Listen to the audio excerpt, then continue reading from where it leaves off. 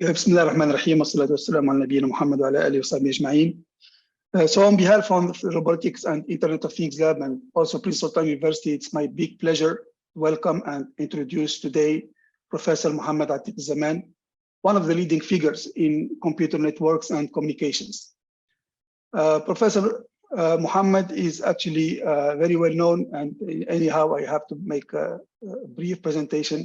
He's very well known in the area of computer networks and communication. He is the Edith Kinney Gaylord Presidential Professor at the University of Oklahoma. He obtained his master and PhD in electrical engineering and electronics from the University of Manchester in the UK in 1984 and 1987. Dr. Atiquzzaman is the editor-in-chief of Elsevier prestigious journals, namely the Journal of Network and Computer Applications. And he's also the founder and editor-in-chief of Vehicular Communications, and already served for many editorial boards in many journals, including IEEE Communication Magazine, Real Time Imaging Journals, International Journal of Communication Networks and Distributed Systems, Journal of Sensor Networks, and International Journal of Communication Systems. Dr. Atiquzzaman received IEEE Communication Society, Fred's Ehrlich Prize, also the IEEE Distinguished Technical Achievement Award, the IEEE Satellite Communication Technical Contribution Award, the NASA Group Achievement Award for the outstanding work to further NASA Glenn Research Center efforts in the area of advanced communication, air traffic management, fiber optic signal distribution for aeronautical communications project. He has over 350 referred publications, mashallah. His current research interests are in the area of transport protocols, wireless and mobile networks, ad hoc networks, satellite networks, power-aware networking, and optical communications. His research has been funded by the National Science Foundation, the NSF, the National Aeronautics and Space Administration, the NASA, and the US Air Force, Cisco, Honeywell, Oklahoma Department of Transportation, and Oklahoma Highway Safety. So Dr. Mohammed today is going to provide us a very challenging and important topic, which is how to leverage the internet connectivity to communicate with devices on spacecrafts, where usually the communication occurs on dedicated channels and links. But today, Dr. Mohammed will discuss the challenges and possible solution for making the communication through the internet. Again, I really appreciate your time, Dr. Mohammed, for providing us this interesting presentation, and I give the token to you to get started. Thank you. Can you hear me? Yes, very well. Okay. Thank you very much, Anis, for the introduction. And it's a real pleasure to be able to share my research results with a larger audience in the region. And thank you very much for inviting me again. By the way, I used to be a faculty at King Fahd University in Dhahran in Saudi Arabia. That was from 1987 to 1992 in the electrical engineering department. So assalamu alaikum, everyone. I'm familiar with Saudi Arabia. I've been to Hajj and Umrah as well. So, but things have changed recently a lot. So I really intend to visit again at my next opportunity. You'll be very welcome. Thank you. So my topic is how to connect the space assets, the satellites, the moon, the Mars, and the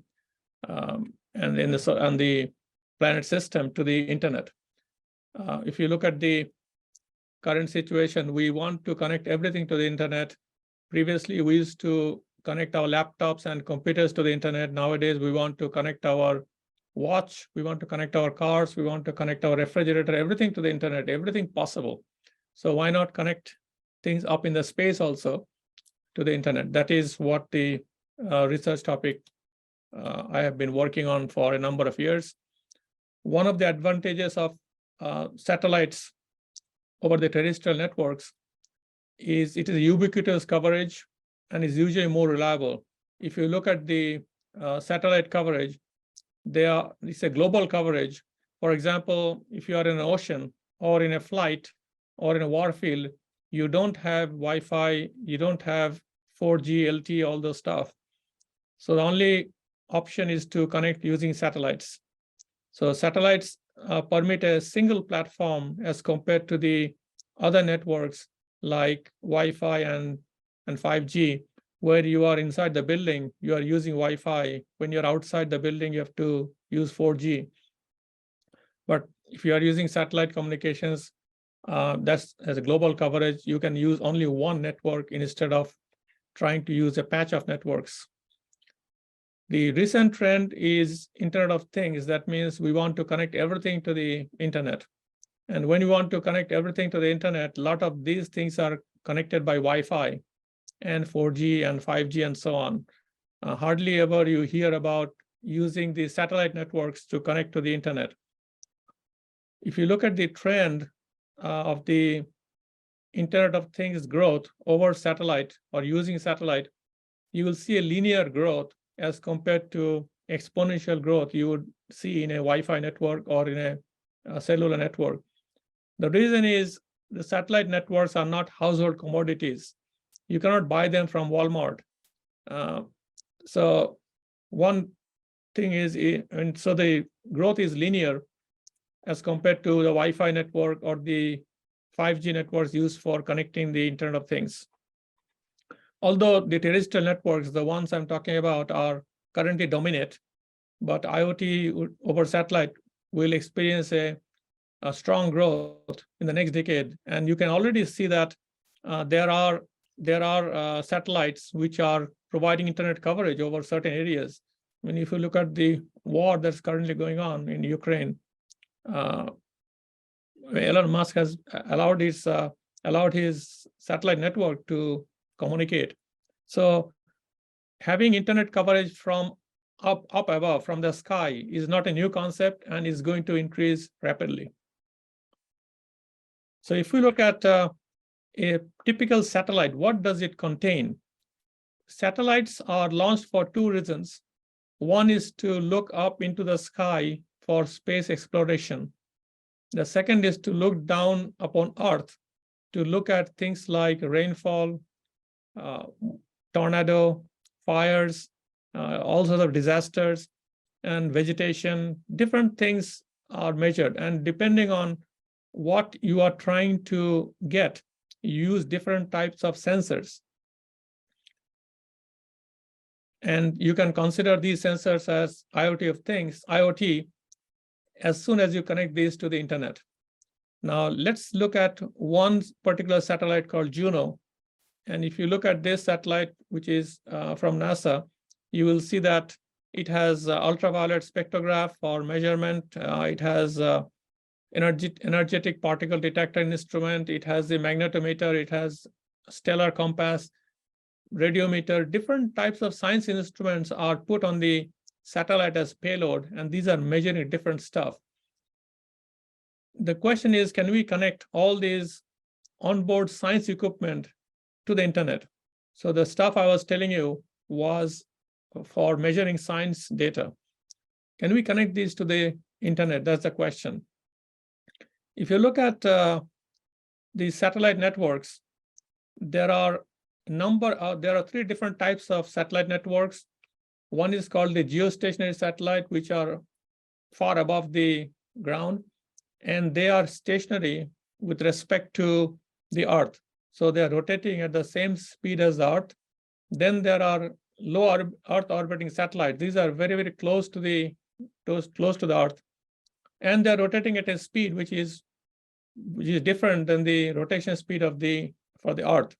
So these satellites come and go. If you look up in the sky and you could see a satellite, you would see that it came and went away because they are rotating at a different speed than the rotation of the Earth. Then there are medium Earth orbiting satellites. These are satellites somewhere in between the LEO and the GEO satellites. Give me 1 second, I'll pick up a laser pointer. Okay, so these are LEO satellites and then the GEO satellites. The advantage of the LEO satellites is very close to Earth, so the propagation delay is small. The amount of power required to communicate with the LEO is much less than GEO. So you need also small antennas. in order to communicate with LEO, it's much easier, but the problem is they are rotating. So there is a mobility issue there. How do we connect all the devices on the spacecraft to a LAN on board, which is also rotating along with the devices? So that is the challenge when we are considering connecting the LEO satellites and the equipment to the terrestrial internet. So the issue is mobility management in satellites. How do we manage the mobility and still connect the internet to those devices on the satellites? Let's look at 3 different scenarios where there is a lot of mobility in the space network, so that I can explain to you later on how to manage this mobility. So when the satellites, so in the figure, you can see these orbits in red, and these greens, the green cubes, are these satellites, and they're rotating in their own orbit.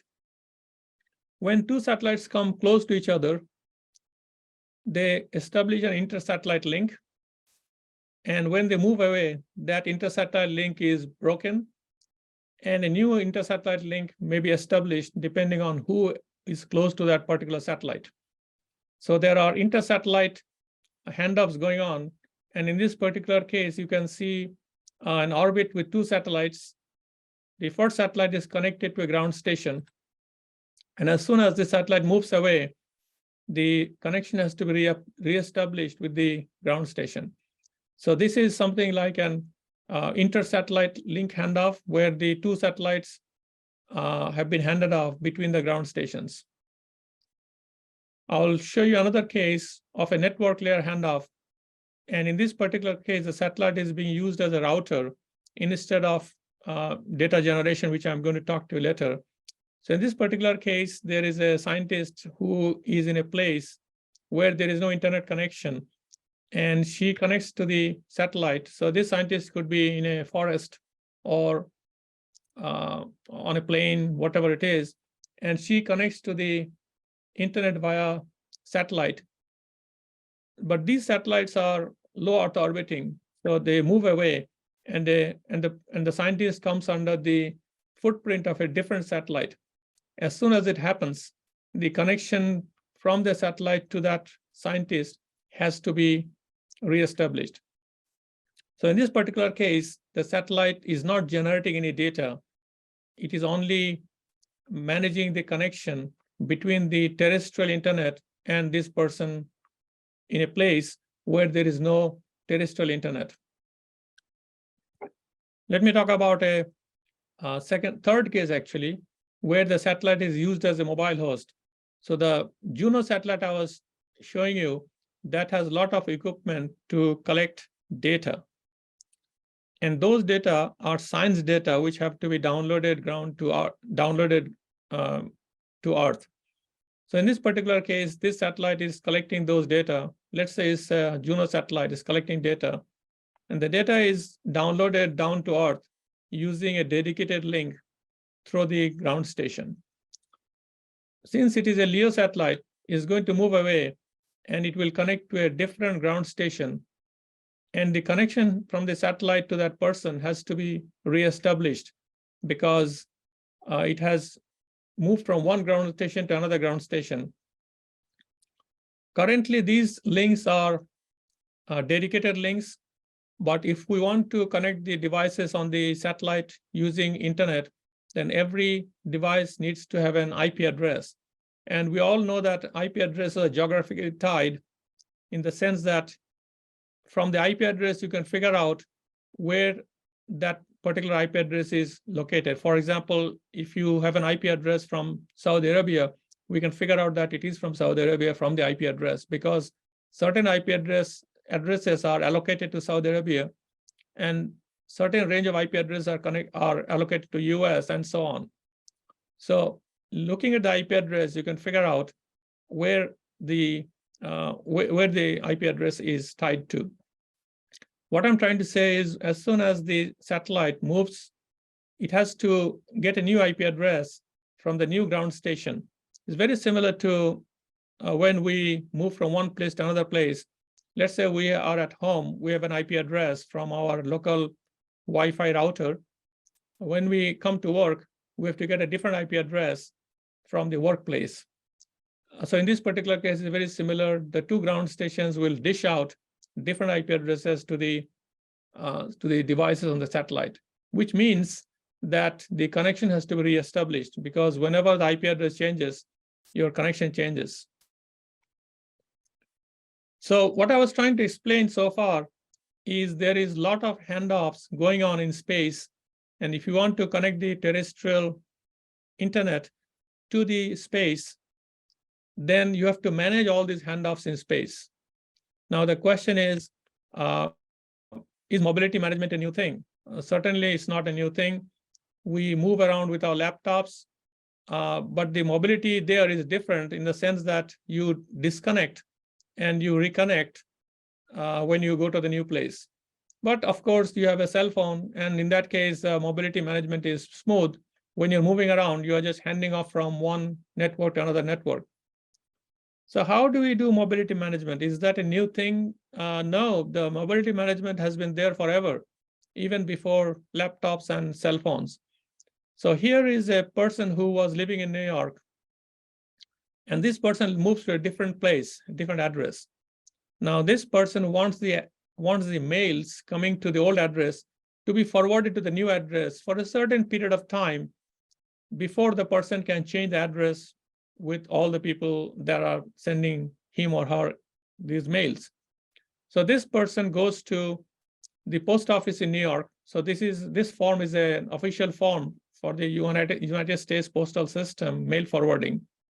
You go to the post office, you fill up your name and the date of the date when you want the forwarding to start. You put in your old address, you put in new address, give it to the post office.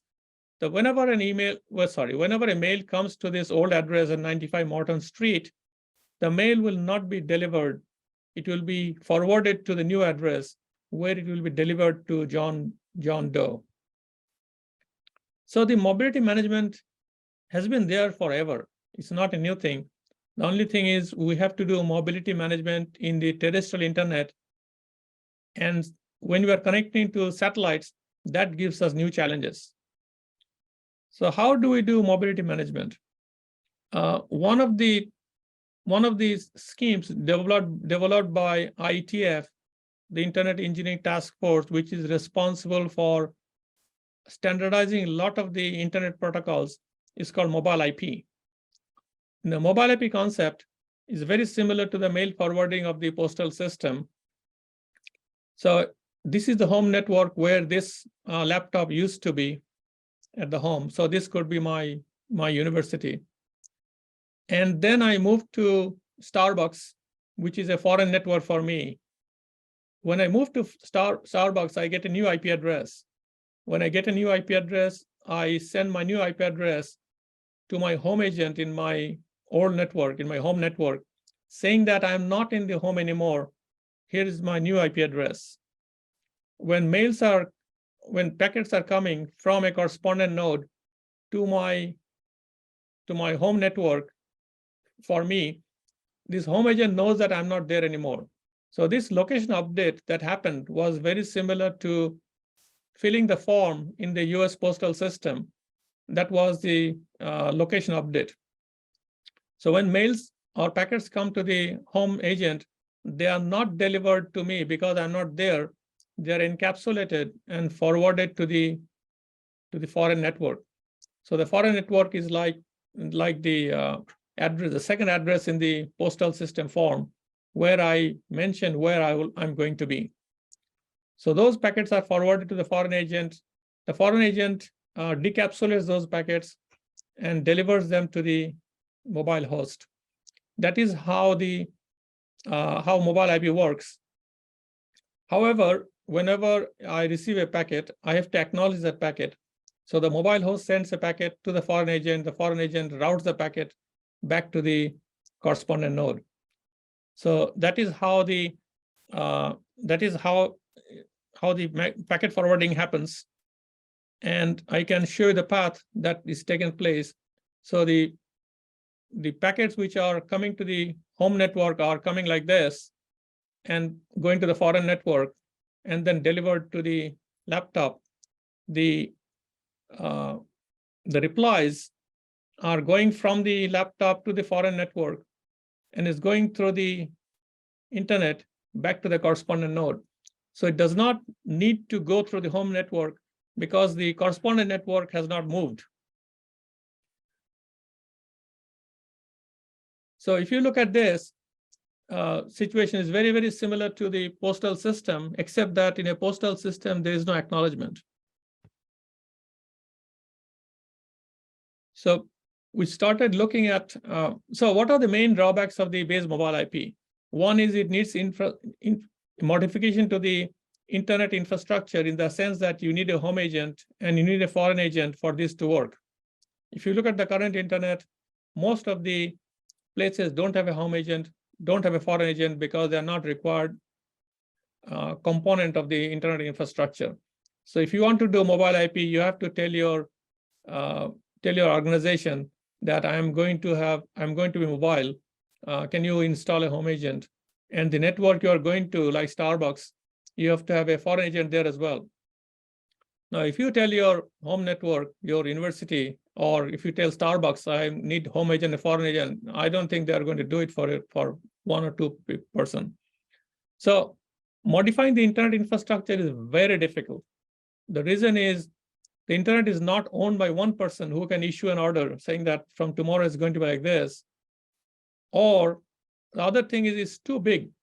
There are millions and millions of nodes and millions of routers. Changing all the routers overnight or even within certain time is extremely difficult. So if you look at the protocols which have been developed in the past, not only for mobility, but for other solutions, which depend on modifying the internet infrastructure, mostly have failed. Those protocols which require changes at the edge of the network, like in the mobile host or in the correspondent node, there is a high chance of that protocol surviving, just because it's much easier to change the ends rather than the core of the internet. The second problem with mobile IP is high handoff latency. When it moves to a visiting network, it has to get an IP address, then send the IP address to the home agent. The home agent has to register that, and then do some acknowledgements between the foreign agent and the home agent. All this take time. So the handoff latency is quite large, and we tested it in our lab for mobile IP. It takes about 10 to 12 seconds for the handoff to take place. During that time, when the handoff is taking place, the packets that are coming from the correspondent node to the home agent will be buffered, or if the buffer is full, they are going to be lost. When the packets are being buffered, and if you are running an interactive session like WhatsApp, your WhatsApp will get disconnected for 10 to 12 seconds. And then, so it's very difficult to run an interactive service when there is disruption for such a long time. And your packets may be lost also. So you may lose the communication. You may lose some of the voice while this handoff is taking place. The routing path is also very inefficient in the sense that it has a triangular routing. For example, so my home network could be Oklahoma, and I could be sitting in your university in Saudi Arabia, and you could be, the correspondent node could be in the same place in Saudi Arabia. And if you are sending me a packet, it will come from Saudi Arabia to Oklahoma, then it will go back to Saudi Arabia, and then it will deliver to me. Although me with the mobile host and you with a computer, we are sitting only 10 feet apart. We are sitting in the same room, in the same table, but the packets are traveling 10,000 miles. So this routing path is very inefficient.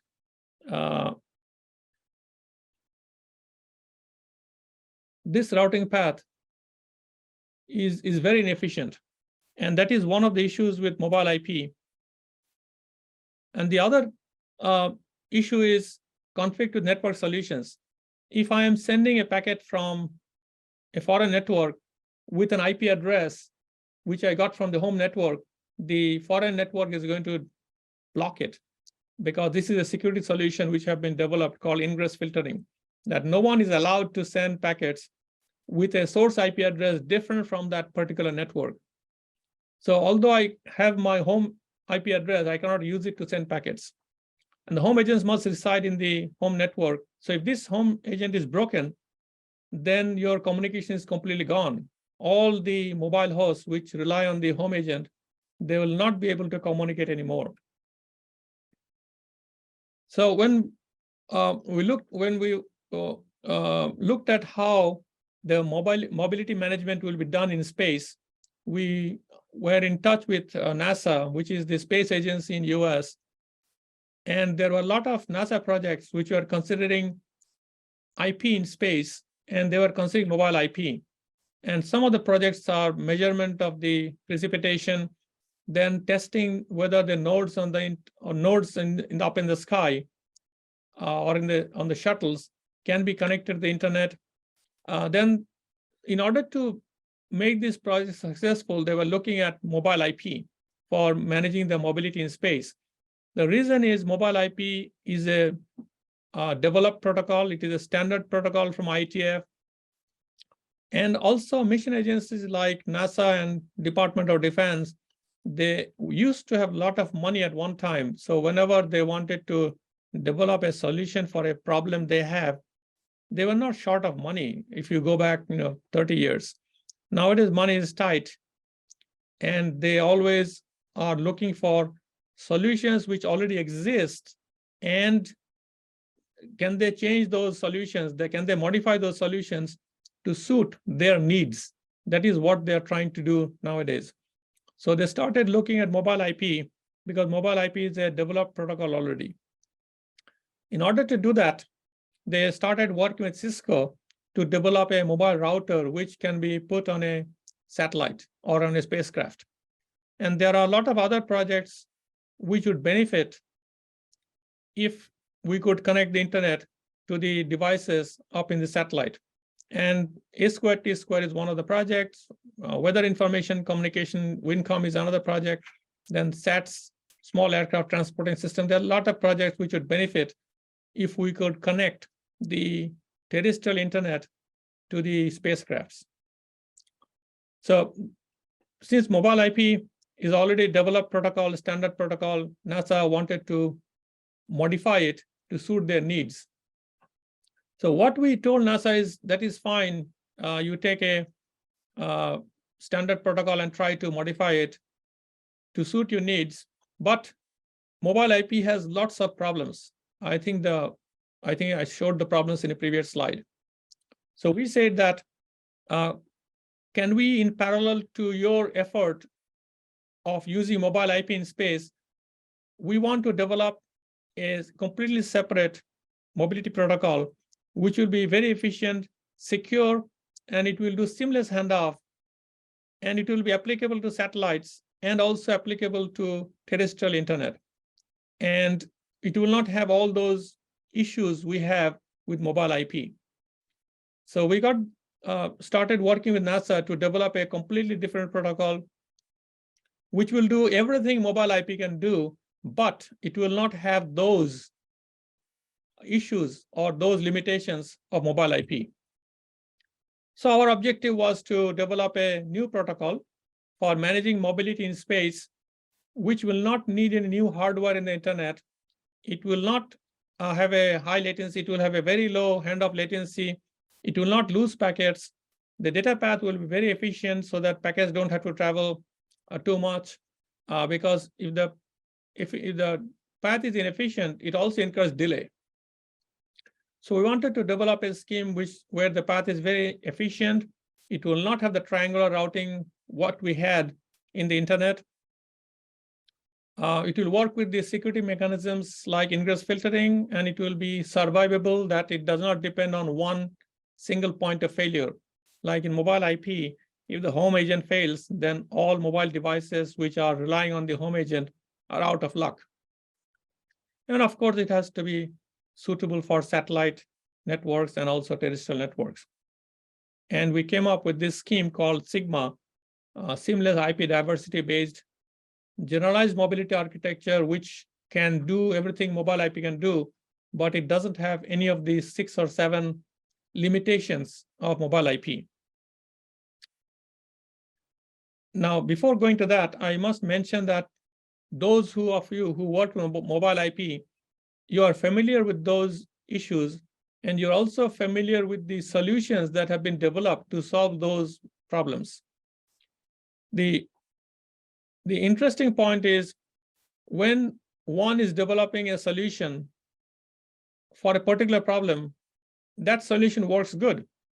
And the second group develops a solution for the second problem only.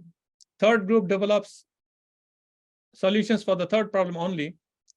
When you put all these different solutions into mobile IP, they don't work together very well because all the solutions were developed to solve individual problems, not the overall problems. So we wanted to develop this Sigma, and we wanted to find out, is there one thing or two things in Sigma concept which is giving rise to a lot of these issues? And if we could solve those one or two issues, then those problems are going to disappear by themselves. We do not have to find individual solutions. And we figured out that the location management and the handoff in mobile IP, they're tied together. So the first thing is we have to decouple those two in our scheme. And after decoupling, we have to carry out the location management and the handoff in parallel to data transmission, so that things are much faster. We have to do it in parallel. We cannot do it sequentially. Like in mobile IP, the location management and handoff, they are coupled together and they are done in sequence. The other thing we wanted to do is make the handoff in the layer whose performance is to be optimized. For example, if you look at the TCP/IP protocol stack, the performance, the data transmission performance depends on the transport layer. The mobile IP works in the network layer, which basically routes your packets from one point to another point. It does not worry about the performance of the data transmission, which means that it only makes things happen. But when, and as we can see, mobile IP did move the packets from the correspondent node to the mobile agent, but the path was very long. The path was very inefficient. Why is that? Because the network layer doesn't worry about performance. The performance is the transport layer's business. And because of that, the performance got hit. So we want to do this mobility management scheme in the layer, which is also responsible for performance, which means that we wanted to do it in the transport layer. And in order to do this, the basic concept of Sigma is to have two communication channels, two connections from point A to point B, rather than one in TCP. And we wanted to do data transmission in parallel. Now, if you look at TCP, you set up a connection before you can transmit data. And this is a point-to-point protocol. You can only connect one IP address to another IP address. You cannot have two IP addresses over which you communicate simultaneously. Here's an example. You have a smartphone where you have an IP address from the Wi-Fi network in your building, and also you have an IP address from the cellular network, T-Mobile or AT&T, whoever it is. But when you are sending data, you cannot at this time send data over both Wi-Fi and AT&T. You have to choose one of them. But the question is, if I have two paths, why can't I send data over two channels at the same time? I have both the connections, and I paid for both the connections. Because if you have to use both the connections, you have to use both the IP addresses from the Wi-Fi network and the AT&T network, and you can't use two IP addresses. So we wanted to do, we'll look at this protocol called Stream Control Transmission Protocol, which has a concept called multi-homing. That means you can actually send data over two different IP addresses. Stream Control Transmission Protocol is a transport layer protocol, very similar to the TCP protocol. So let's see how we do the handoff. What is the basic concept? The basic concept of Sigma is very, very simple. When you are in network 1, which is your home network, you have an IP address from your home network. When you move to the second network, network 2, which is your foreign network, you get an IP address from that network as well. And when you acquire the second IP address, you tell your correspondent node that now I have 2 IP addresses, one from the home network, one from the foreign network.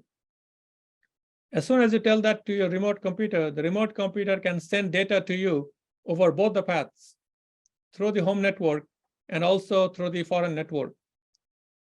And as you move further away and you lose connection with the home network, you tell the remote computer that now I've lost connection with my home network, send everything through my foreign network.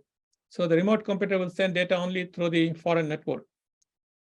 During this handoff, you have 2 connections at the same time, which means that when you're handing off from network 1 to network 2, the user will not even feel that the handoff has taken place.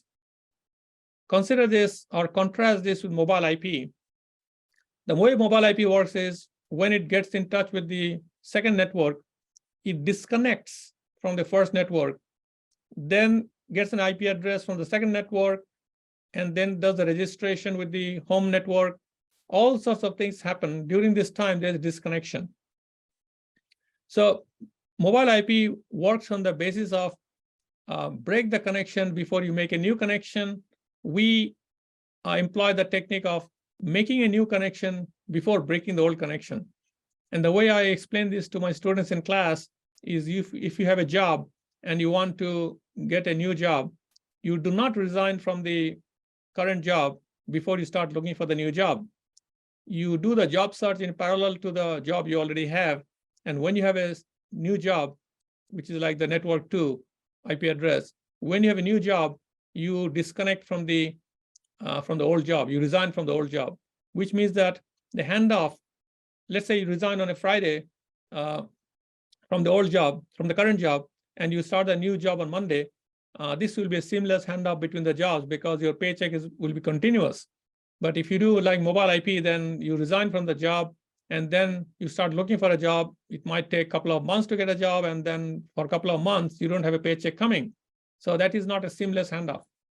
So our concept of seamless handoff is based on the fact that make a new connection before you break the old one. Due to this, the advantages we have is we don't have a packet loss because we have communication over both the paths during handoff. We don't have a handoff latency because the user is continuously getting data and there is no handoff latency per se as the user perceives. The throughput is much increased because we communicate over 2 channels, and there is no special requirement of routers and access networks like mobile IP has. It has to have a home network, it has to have a foreign network, it has to have ingress filtering issue. All those things are not here because we are using a very standard internet protocol. We're not developing anything new. In order to do 2 connections at the same time, we used a protocol called Stream Control Transmission Protocol. It's very similar to the TCP transport protocol, except that it has 2 advantages. One is called the multi-homing, where you can have 2 IP addresses communicating at the same time. Another is multi-streaming, which is not used in this particular project. So if we look at HTTP, it's a standardized protocol by IETF. We did not develop it. It comes packaged with Microsoft Windows. It comes packaged with Linux, but we don't use it because we don't need to use it. But it is a standard protocol, which is part of both the major operating systems, Windows and Linux. It's a very reliable transport protocol. So HTTP sits in the same layer as the TCP and UDP.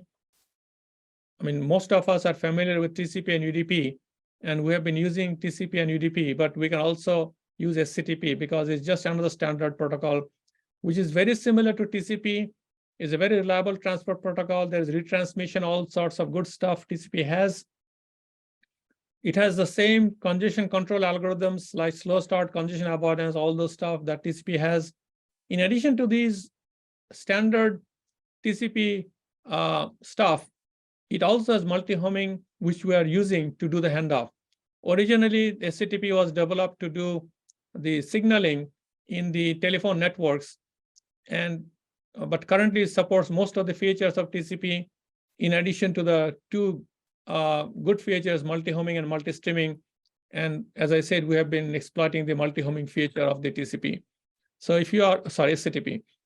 So if you are using SCTP, then the connection between computer A and computer B is not called a connection, it's called an association, because now two computers can connect over two interfaces, interface 1, interface 2.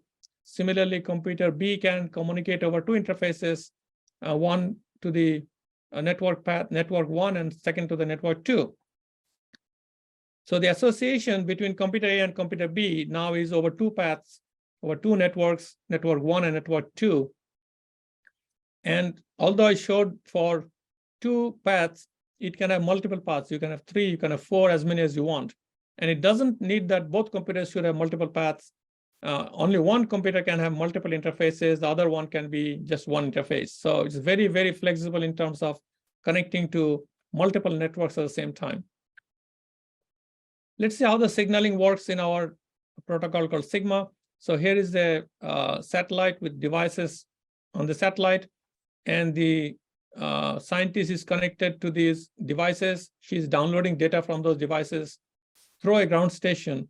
And as the satellite moves, it moves to a different ground station, obtains a new IP address, and then tells the remote computer, tells the user that I have a new IP address. So the user can communicate over both the IP addresses. And as the satellite moves over, it tells the user that use the second IP address as my primary IP address and use the old one as a secondary IP address. It also does a location registration with the location manager so that people can find the satellite wherever it is. So it updates the location of the satellite to the new IP address. And then when it moves further away, it loses communication with the ground station, the old one. And then it sends a message to the user saying that I don't have the previous IP address anymore. Don't use that IP address or disconnect from that IP address. That's how the handoff takes place in Sigma in a very smooth fashion with no handoff latency perceivable by the user and with virtually no packet loss. We demonstrated this technology using vertical handoff. So we have the mobile device inside the building connected to the Wi-Fi network. And also we had a connection from the Sprint cellular network. So our mobile device had two IP addresses, one from Wi-Fi inside the building and one from the cellular network. And we ran a video streaming session. The correspondent node had a video server, and the client and the mobile device has a video client. And we're running a video, and we walked out of the building. And as we walked out of the building, the mobile device started getting the video over both the cellular network and the Wi-Fi network. And as we moved further off from the building, we lost connection with the Wi-Fi network. So the video streaming was only done through the Sprint cellular network. The handoff was smooth.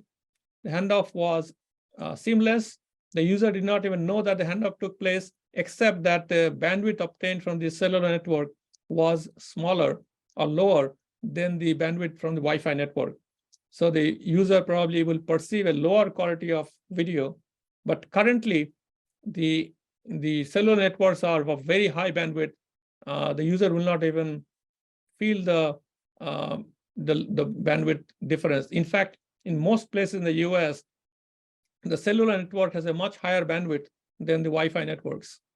And if you move from the cellular network coverage to a place like a mountain or a desert where there is no cellular coverage, then the device will automatically hand off to the satellite.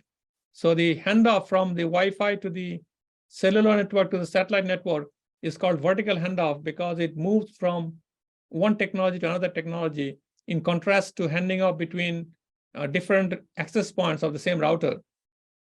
For example, if I'm walking in my building with a mobile device, then my laptop is going to hand off between different access points in the same building. But the handoff is between Wi-Fi access points. But here we're talking about handing off between different technologies access points. And this is called a vertical handoff in contrast to the horizontal handoff, where you hand off between the same networks. So we developed a testbed to see how good our protocol is. So this is a mobile IP testbed. We have a correspondent node and our departmental network. We have a home agent, we have a foreign agent, and we moved a laptop between the home agent and foreign agent, and we observed the data throughput.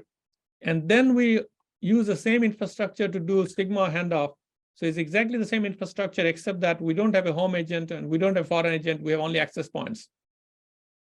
And we've been using the standard Linux operating systems and the standard network adapters.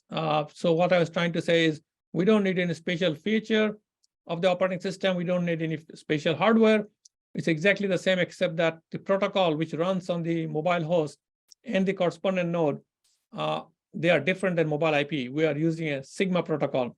And as you can see, we have not changed the network at all. Nothing is changed in the network. It's only at the endpoints. And let's look at the results for mobile IP handoff. When the mobile IP handoff was taking place, this is a time, and you can see the throughput, which is varying over time. This is the throughput obtained by the laptop when we are doing video streaming. And as you can see, there are a lot of variations in the throughput, and this is normal because it's a production network and there's congestion control going on. And different users are jumping in and then starting to download stuff. So the variation in bandwidth is normal, except that here, I put a red bar. Here you can see that there's no data communication for about 10 seconds. That is when the handoff took place in mobile IP. And I'm going to show in the next slide exactly the same scenario, same hardware, same handoff. Here it is. And if I ask you, where did the handoff take place? Probably you would say around here, around 120, 140 seconds, because that's where the bandwidth dropped quite a lot. Actually, we looked at the log for this particular run, and we found that the handoff took place around here, around 20 seconds. And if you can see the bandwidth obtained by the laptop, there is no drop in throughput. The throughput is continuous. So the user did not experience any drop in throughput. The user did not even know when the handoff took place, and there was absolutely no latency in the handoff. Now, when you're developing stuff for the mission like NASA, you have to test your technology with a thermometer called technology readiness level to see how robust is the technology for implementation in a satellite or in a warfield, in a tank or in an aircraft. Because in those places, it has to be completely foolproof technology. You cannot put people's life in danger. So if you look at the technology readiness level thermometer, the TRL1 is a basic principle which is observed in chemistry and physics. That's the technology. And then when you move up to TRL3, that is the analytical modeling experimental stuff we usually do with networks. We do some modeling. If you're doing network, you do NS simulation, and you do theoretical modeling, you do analytical modeling. All sorts of stuff you do is at TRL3 in the technology. That is what the universities do usually, and the PhD students do, is TRL3. But if you really want to develop your technology, what you did in your thesis, you have to actually move up to TRL4. Here you have to validate your technology using a prototype. Simulation and mathematical modeling will not work anymore. You have to actually build a prototype to show that it works. And then you achieve TRL4. If you want to achieve TRL5, you have to develop your technology on a hardware which is used in the real environment. Like you have to get the hardware from a tank, or you have to get the hardware from a satellite and show it in your lab that it works in the hardware which is actually in the mission. And if you want to move to TRL6, you have to show that your technology actually works in the hardware and also in the environment. So in the case of satellite, you have to fly the hardware in the satellite. And you have to show that it works in the space. Or if you are developing something for a tank, for example, you have to show that your technology works in the tank when it is in the middle of the desert where there is dust and high temperature. But still is experimental. It's not a real war. It's not a real satellite mission. And then if you want to, if you want to go further, then you have to do flight testing. You have to do all sorts of stuff. I mean, at the university, we actually do technology at TRL3. But as I said, you have to go to 9 in order to implement it in a real mission. When I say real mission, it could be a real flight in satellite, or it could be real war in a warfield. So we went up to TRL6 with this technology. that we actually implemented in actual hardware. So this is the piece of hardware, the single board computer. We call it SSDR, single solid state data recorder, that is in flight on satellites operated by Surrey Satellite Technologies Limited. This is a satellite company in Surrey, UK, and NASA had access to this hardware in the lab. So we tested our scheme in this hardware. And when we want to test our scheme in this hardware, we found a lot of issues. The reason is when we developed this Sigma, we use a Linux operating system, which is very advanced operating system. We used very expensive or very state-of-the-art laptops, all those stuff, which are very powerful. But when we wanted to implement Sigma on this piece of hardware, we found that this hardware runs PowerPC processor. It's not a Pentium processor, it's a very slow processor. It runs an operating system called RTEMS, which is not Windows, which is not Linux, it's very rudimentary, very basic. And it doesn't have enough memory even. The reason is when you are installing hardware in a real mission, it has to be very simple operating system. It doesn't need complicated operating systems like the Linux can handle mouse and USB drives. You don't need those in a satellite. There's no mouse there. There's no keyboard. There's no monitor. There's no USB. You don't need any of those, or you don't have Bluetooth. So the operating system is very, very simple. The process is very simple because all it does is gets the data from the device and sends it down to Earth. And the memory is very limited because you don't run Netscape, you don't run browsers, you don't run WhatsApp, you don't run Facebook, any of those in the satellite. All you do is get data and send data down to Earth. So the memory is very limited. So when we wanted to implement our Sigma, we found lots and lots of issues because the process is very slow, the operating system is very primitive, and the memory is very limited. So we had a lot of issues to fix Sigma. So we had to install the network stack in the single board computer here. We had to cut down the code in Sigma. We had to make it very, very simple so that we can fit it in the limited memory space, and we could use only the small power left in the PowerPC. So what I'm trying to say is if you are developing technology for a real mission somewhere, you better know the technology, you better know the target environment ahead of time before you develop the technology. Don't make a mistake like us. We developed the technology using state-of-the-art Linux operating system and the state-of-the-art hardware. Then we found that it doesn't work in the hardware and in the environment which is up in the satellite. We had to do lots and lots of work to make it work. Another example is if you want to develop a technology for a tank, which is going to be in the desert, in the middle of nowhere, in extreme heat, you will find that those tanks are using very simple processor, very simple operating system. So you know those things beforehand, before you start developing the technology. Otherwise, you run into issues that you cannot implement it in a mission. So I want to conclude this saying that satellite is a very crucial component of the global coverage, and there are a lot of mobility issues which needs to be solved in order to make it a success. And better know the target system before developing the protocol in case you are developing it for a mission critical system. And I need to acknowledge a lot of people who have worked on this.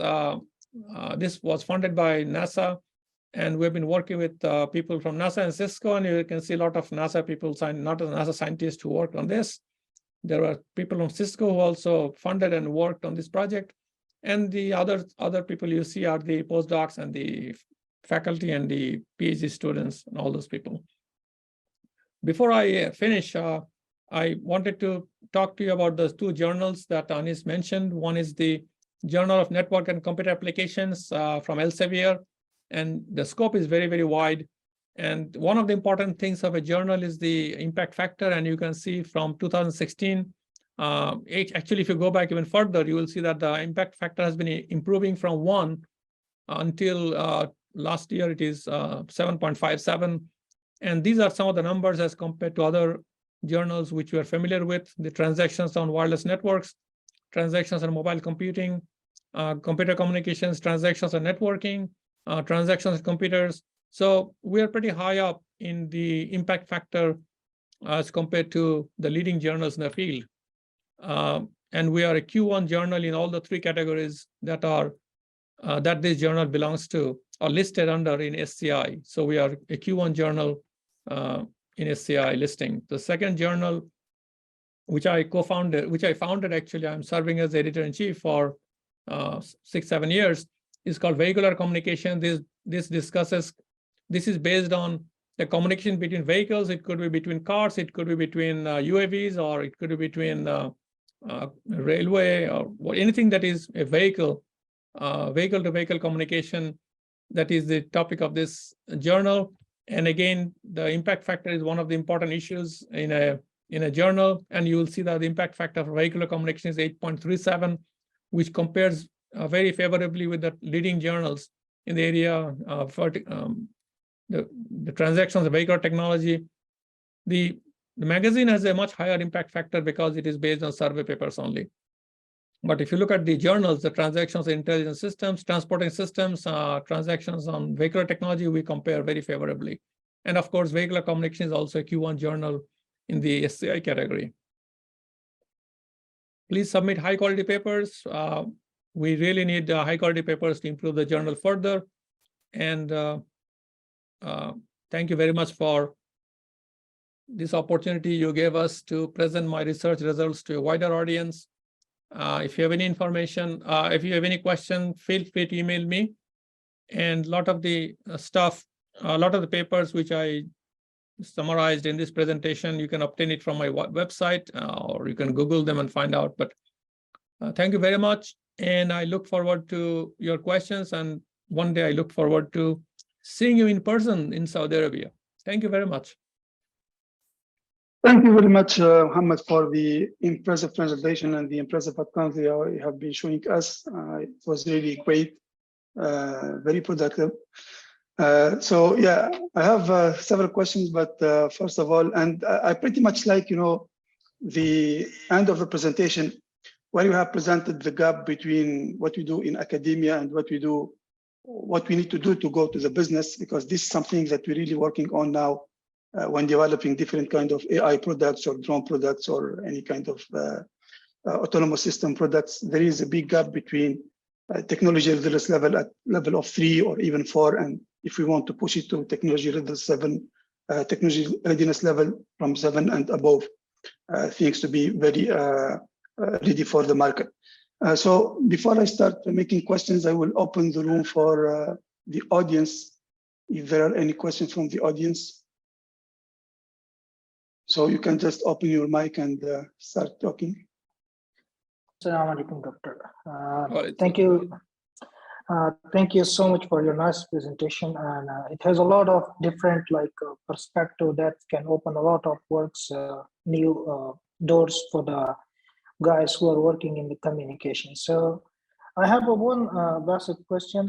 For example, if someone gonna design a routing protocol for the satellite, so how he will evaluate that?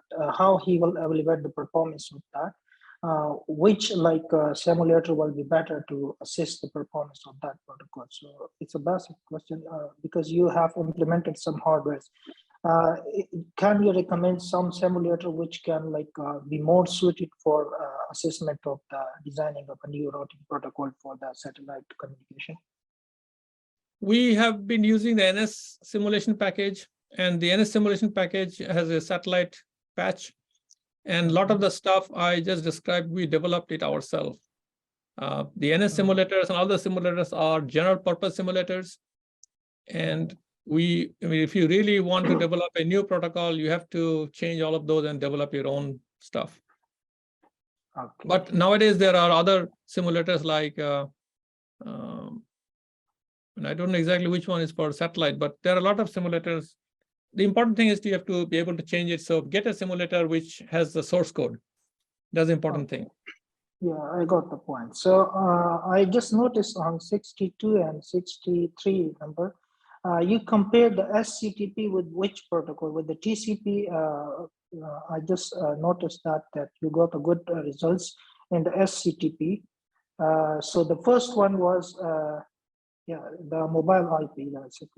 So it was using the TCP or what?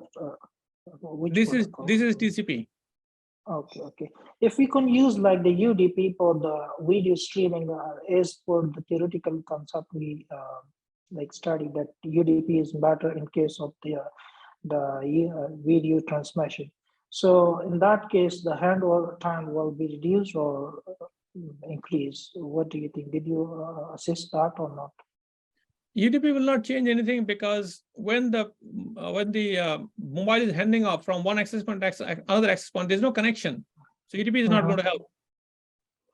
Okay, there will be no effect. Like it will be the same like TCP or maybe worse than SCTP. If it is UDP, the only thing is, I mean, the performance would be similar, because these variations, these are coming from the production network we're using, the real network. Also, it's coming from the TCP congestion control and other people jumping onto the network anytime they want.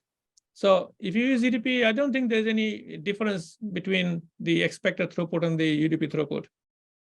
Okay, and you mentioned that the SCTP and TCP are like almost the same, but the homing is the difference between that. So the better performance is because of the homing facility in the SCTP. Yes, because here in mobile IP, there is a lot of disconnection. You are breaking the connection before you make a new connection. In SCTP, you are making a new connection before you break the old connection. So during this handoff time, you have two connections at the same time. So you don't have an interruption in service, like the job searching I was telling you about. That if you get a second job, new job, and you start that on Monday, you can resign from the old job on Friday. Your paychecks are going to be continuous. Yeah, it's clear. Yeah, thank you so much for your nice answers. So thank you, Dr. Khan. Thank you so much. Where are you based in? I'm working with Dr. Anis. Yeah, I'm working in robotic and Internet of Things lab. As a researcher, I just completed my postdoc here and now has been promoted to a senior researcher here. Oh, congratulations. So, thank you so much. Okay, so now if someone else is going to answer questions, so Dr. Zaid works on intelligent transportation systems, by the way, in our lab. He provides different solutions about mobility for intelligent transportation systems. That is one of my research areas also, intelligent transportation systems. Yeah, I have a lot of questions, but and by the way, he submitted the paper to I think I don't know, vehicular network or the other, about the game theory approach for ITS. Okay. Thank you so much. So if I understood well, we can say that Sigma is kind of trying to improve the mobile IP to be, instead of having hard handoff, it will be soft handoff, right? No, it's a hard handoff. It's just like mobile IP. But the thing is, the handoff is seamless. It's seamless. Okay. Yeah. I think that the difference is mobile IP does break before make. We do make a new connection before we break the old connection. That's a fundamental difference. I see. Yeah. And in order to do that, we cannot use TCP, because TCP does not allow two IP addresses at the same time. SCTP allows multiple IP addresses at the same time. You can add a new IP address, you can delete an IP address, you can do whatever you want. It's very, very flexible. I see, yes. Interesting. Any other question from the audience? Yeah, I have one question, if you allow me, Professor Anis. Okay. Professor Mohammed, thank you very much for this very interesting presentation. Thank you. Now, my question is from the business side. If you have two service providers, how is the billing system working in this case? Okay. The billing system in our case was, we had a connection from Sprint and we had unlimited data. And Wi-Fi, of course, is in the building, which is unlimited data. So we're not worried about billing. But if the two networks are different, then of course the billing is normal, because whatever data you use in whichever network, you are going to bill accordingly. Oh, okay. Thank you. So we're not even, when we're doing the handoff, the service provider, AT&T or Sprint or Saudi Telecom, whoever it is, they are not even aware that we are doing a handoff. They think that is a normal connection. We do not have to tell them anything before the handoff. And they're not even aware of the handoff. Thank you very much. It's like, when you are getting a new job, you apply for a new job. Your current employer even doesn't know that you are looking for a new job. Yeah, that's amazing analogy, actually. That's a really amazing analogy.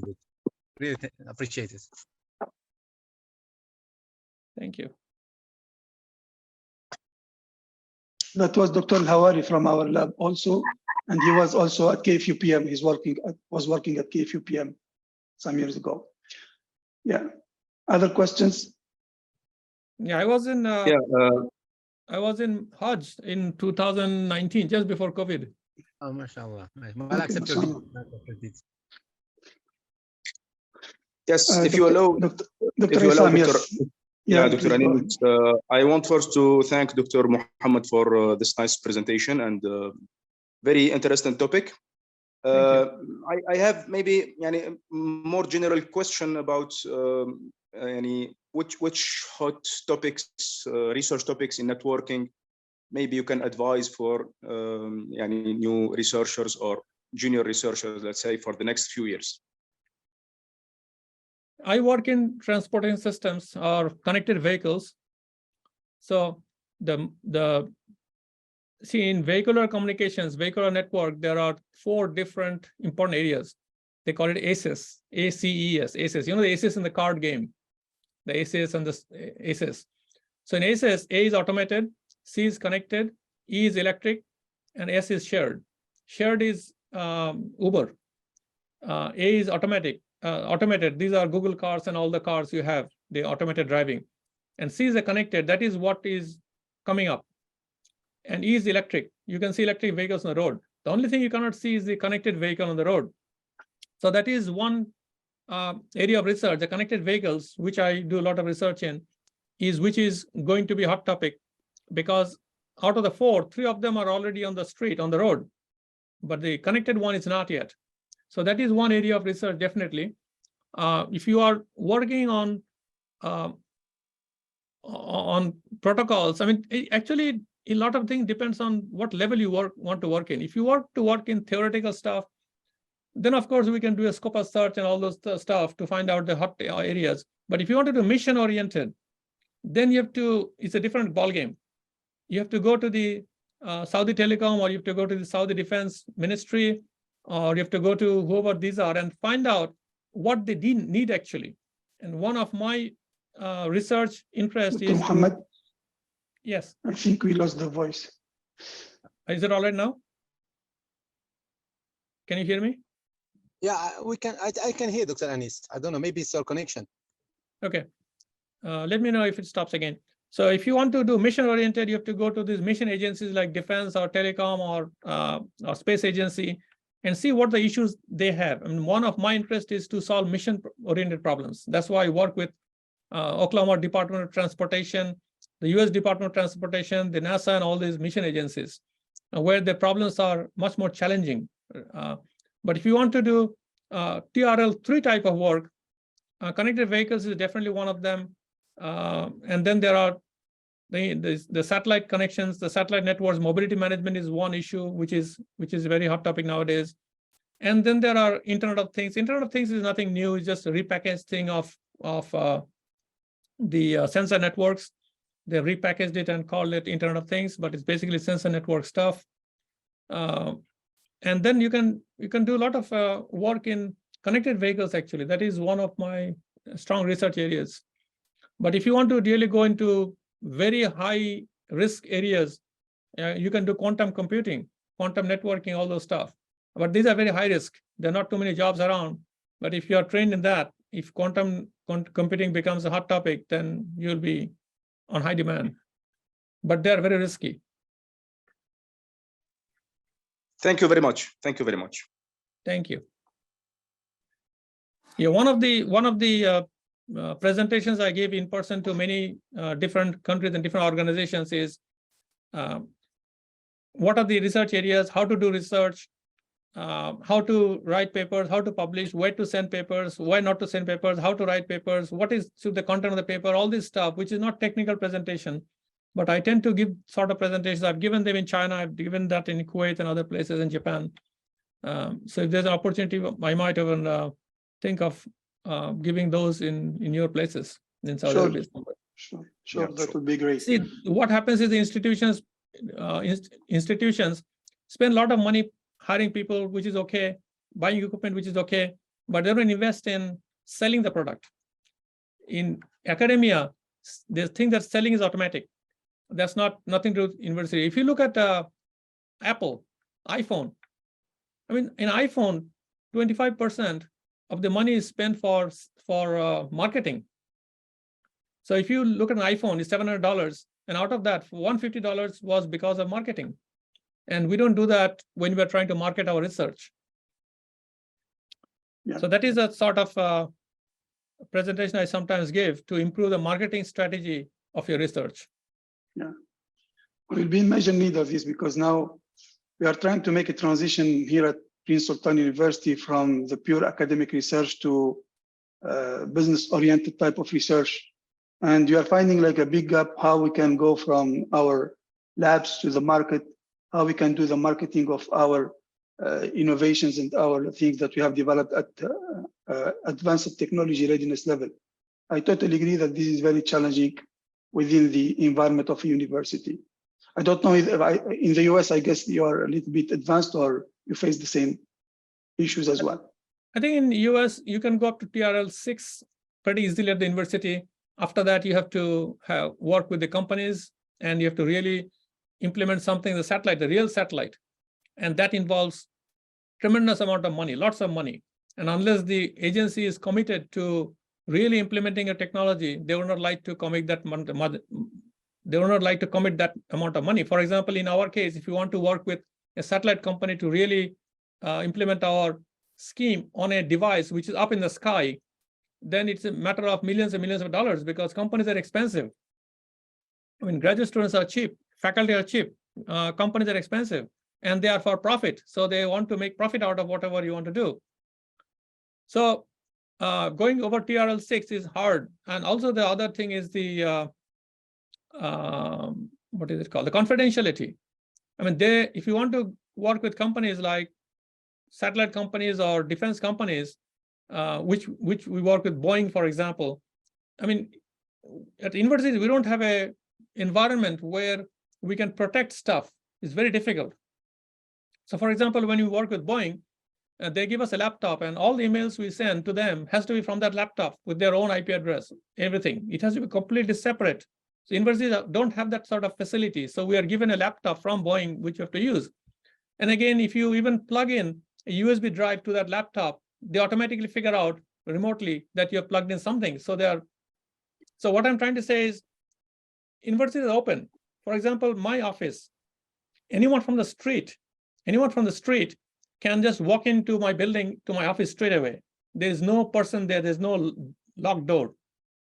So one issue is the security of the data, the confidentiality of the data. Once you work with companies, they find it very difficult. We find it very difficult. Anyway, so there are a lot of issues. That is a logistic issue. But we have buildings which are secure buildings. And if you really want to do something, you can work in those secure buildings. But still, you know, our networks are not secure. I mean, we are not a company. So doing work with companies and having their stuff, you have to really protect it. Yeah. And you mentioned that connected vehicles is yet to come, although I think connected vehicles is an older topic than, for example, self-driving cars or other newer topics that we can see now in the real life. Why the connected vehicles were not pushed to the market earlier than other ITS systems? Because there is less demand. There's more demand for shared network. There's more demand for automated driving, but there's not much demand for connected yet because there is no standard for connected vehicles. And you need a standard. In order to communicate with someone, you need a standard. And the standard that was being developed by the US Department of Transportation, and it was almost about to be mandated. You know, in vehicles, you have to mandate something. Let's say US government around just before, I think I don't remember the year. Might be, let's say, I just put a random year, 1985. They mandated that you must have an airbag, you must have a seat belt, right? Otherwise, you don't put those things. So the government has to come up, or the transportation department has to come up and say that this is the protocol for communication between vehicles. I mean, if every manufacturer makes a different protocol, like Mercedes makes one and Toyota makes another one, they're not going to talk to each other. And when this was being done, the standardization or the mandating that all cars must have this protocol, it was a protocol which was based on a different, or which was based on a Wi-Fi network. And when Trump administration came in, they put that in the back burner. They said, no, that's not our top priority. Because Trump administration did a lot of different things, like in terms of energy, that already.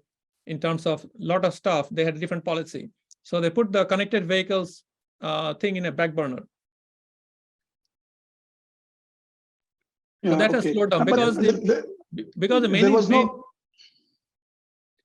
driving force, a lot of the technologies are from US and Europe and Japan, other countries, and if that force is not there, then it slows down. And also depends on the policy of the government. Okay. There were no consensus on using the IEEE 802.11p, which I think is quite old. And everybody now is using it for connected vehicles. Yes, that's what I was referring to. Okay. Yeah. But nowadays there are cellular technologies which can do the same thing or similar thing. So the cellular market, cellular companies thought that if 802.11p becomes a standard, that was being pushed for, because it has been heavily tested by a lot of agencies. If that becomes a standard, the telecom companies are going to lose money because cars are a big market. I mean, so politics again. So they came in and they proposed this CV2X, and that had slowed down the standardization also. Yeah. Yeah, and you didn't think about using the handoff techniques in telecommunication. Now, for example, when you use mobile phone and you go from one cell to another, we don't even feel that there is even a handoff. Didn't you try to use this for satellite communication? No, we did not, because we want to develop a protocol only for data communication and a very simple protocol. But those protocols are different, and those protocols are not very clear to us how they use it. And when we're developing this, it was quite a bit early, and we didn't have those cellular handoff protocols at that time. Okay. Prof. Yes. Yes. Assalamu alaikum wa rahmatullahi wa barakatuh. Wa alaikum salam, Dr. Sahbi. Thank you. Thank you, Dr. Mohammed, for this nice presentation. I would like to stress about unfortunately, the huge number of papers being published. Unfortunately, the majority of papers are solving problems that does not exist in reality. I would like to ask about your experience. Can you share your experience on getting industry and companies trusting universities, really what we are doing in our labs, which looks to be fine and nice. My second question is about if there are any applications related to logistics and supply chain in your field of research. And thank you. Yeah, for the second question, I don't know the answer because I've not been working on logistics, that sort of stuff. I know the first one. If you want to find real problems, as I said, you have to go to the mission agencies and talk to them that what are the problems they have.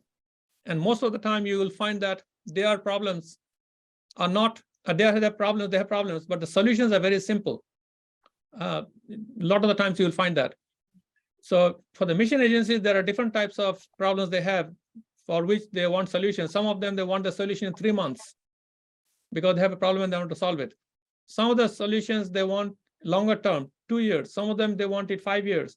But if you go to industry, their problems are much shorter in vision. They want solutions to problems which are for 2 years, for example, 3 years. If you propose to them something which is 15 years, it's harder to get funded because they are a money-making company. And for example, this company might be sold to somebody else in 5 years. Why do I invest in something which is for 15 years? I mean, look at Twitter. Twitter got sold overnight, right? And a lot of these companies are sold. So my answer is go to the mission agencies and try to talk to them. It's hard. It's not easy. They will not talk to you about their problems, because if they talk to you about their problems, then the public will know about it. They don't want everybody to know about their problems. So you have to develop friendship and collaboration, and you have to be trustworthy friends before they can tell you their problems. Thank you. Very Thank you. good. Another Dr. question, Anis. please. Oh, what about LoRa protocols regarding your Sigma protocols? Which protocol you're talking about, LoRa? LoRa, long range protocols. Oh, I'm not familiar with that. LoRa 1. LoRa 1. I have to look up that. I'm not familiar with that. Okay. Thank you. Thanks. Okay. Assalamu alaikum. Assalamu alaikum, Dr. Wadia. First of all, thank you, Professor Mohammed, for this nice and this excellent presentation. So the areas that we are working at Rio lab is machine learning, new trends of machine learning techniques. So I would like to ask if you are working in some of them in your research topics. So application of machine learning or maybe deep learning in your field of interest. Thank you. We have just started working because we hired 4 or 5 faculty in machine learning recently in the last 2 years.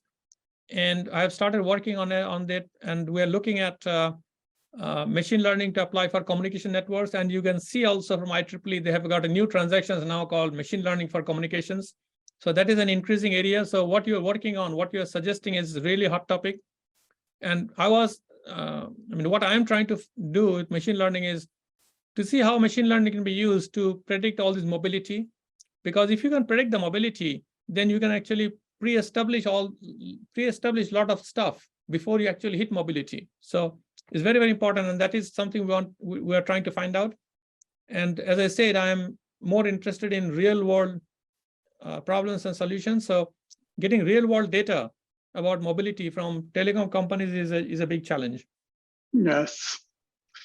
That was the biggest issues to work in these kind of areas with deep learning and machine learning, is to get the right data to do the right work. Correct. Yeah. Actually, Professor Mohammed, this is a very interesting problem. I worked on research paper, I think 2016, where we used the extreme learning machines for minutes for mobility prediction. Yeah, based on simulated data, it's very exciting to get good results. But yes, when it comes to real data, it's very hard to get. We approach Saudi Telecom, we approach so many companies, even Saudi Aramco, because they have their own minutes. It's very hard to get data, to real world data to test your algorithm. Yeah, this is really challenging. Yeah. That is the disadvantage, not disadvantage, but the limitation or the restriction or the difficulty with machine learning area. True, very true. Yeah, yes. Very true. Even the data is like toy. You compare it to real data. For example, if you look at face recognition, you train it on like Facebook and Google. They train it on like 320 million images, face images, to train the model. And this data is never released. Nobody can get hold of it. So it's impossible to even reproduce the same work like they did. Right. No. Thank you very much, Professor Mohammed. Assalamu alaikum. Yes, okay. Yeah, Assalamu alaikum, Dr. Rehman. Okay. I apologize. I had a internet connection problem. I missed even the last part, so I'm not sure if you allow me to ask at least one question. Sure. And I missed all the questions. I would like to stay longer with Dr. Mohammed, but I don't know about his time. We've taken now 1 hour and a half, so I hope you don't have any constraint or meetings or anything. Yeah, I have an appointment at 12, so it is. Our time 12, which is 3 minutes. Okay, so yeah, okay. Yeah, just one question, because you have mentioned regarding that there is no need to have a new hardware and software in order to apply such kind of connection and connect directly to the satellite. Is this right? This is what you have mentioned before. No, I probably confused you. What I said is, in order to do Sigma, you do not need any new hardware in the internet. Like in mobile IP, you need a home agent and a foreign agent in the network. And this is not under your control. You have to tell the telecom operator, or you have to tell the IP service provider. But if you are doing Sigma, you do not need to tell the network operators that need some extra hardware, because this sigma is based on edge to edge. This protocol is running at the edges, not in the core of the network. So that is what I was referring to. I'm sorry. Yeah, and I mean, based on the scenario you have shown, that I keep switching our hand over from one network to another. So there's let's say the direct connection with the satellite. So we are assuming that we are dealing with a new kind of network interface cards. Am I right? Yani when you are dealing with serial network, you are dealing with Wi-Fi, you are jumping from network interface card to another network interface card. So if we're gonna connect directly with satellite, so I assume at the end systems, we should have now kind of a new hardware. You are absolutely correct. Okay. For example, in our phone, we have interface for the Wi-Fi. We have interface for the 5G. We have interface for the Bluetooth. Similarly, if you want to connect a satellite, you need an interface to the satellite. You are absolutely right. And is this, and I mean, is this possible? Yeah, in the coming future, is this can be affordable by anyone can have a new satellite network cards? And I mean, with the accessibility issue, we are talking about a moving infrastructure, and I mean, rather than a moving user. Am I right? Now, usually the user is moving and you're jumping from one network to another. Now the satellite is moving. So the infrastructure itself now is the moving, and they are belonging to different, let's say, owners. So this is not easy as it is maybe shown. Am I right? Yes. And that is where the research issues are. And to answer your first question, previously satellites used to be LEO satellites. And nowadays there are lots of small satellites which are much closer to Earth. So connecting to satellites in the future may be a real possibility. Nowadays there are even internet connections from UAVs, which are much closer, right? So there are a lot of possibilities which are coming up where you do not need to connect to the traditional satellite we are used to. I mean, when we say satellite, it's any flying object. Like UAV is you can think of it as a satellite, right? So there are new possibilities coming up, and it will be a real possibility and a real thing within, I don't know how many, 5-10 years. Yes, thank you very much. It's really an interesting talk. Thank you. Thank you. Thank you very much. Are you from the same institution? Yeah, I'm from Prince Sultan University. Yeah, but from the Security Engineering Lab. I had other questions, but I know we are out of time. Maybe I'll send them to you by email. Thank you. Yeah, send me an email. Yes, sure. Thank you. Yes. Thank you. Dr. Sahbi was from Jeddah University, University of Jeddah, and Dr. Isam Jabri, I think from another university, which I don't know. Excellent. Yeah, I'm from Al Yamam University in Riyadh. Al Yamam University also. Okay. Excellent. Nice meeting you all, everybody. Thank you very much. Thank you very much for your time, Dr. Mohammed. It was really a great pleasure to welcome you. And we have to welcome you physically at Prince Sultan University very soon. Thank you very much, Dr. Mohammed. We really appreciate it. Thank you. And one thing is, since I met you guys, Professor Mohammed. Thank you. Since I met you, and thank you very much. And keep in touch. That's an important thing. I mean, we don't want this relationship to end up at 12 o'clock. Yeah, sure. Yeah, keep in touch. You'll get emails from us. Don't worry. Thank you very much. Thank you. Thank you. Bye. السلام عليكم ورحمة الله وبركاته. شكرا أنيس على النايس مودريشن ما شاء الله. جزاك الله خير دكتور هواري الله يبارك فيك. Thank you very much all. Thank you very much all. Thank you. Assalamu alaikum, and I'm going to log off.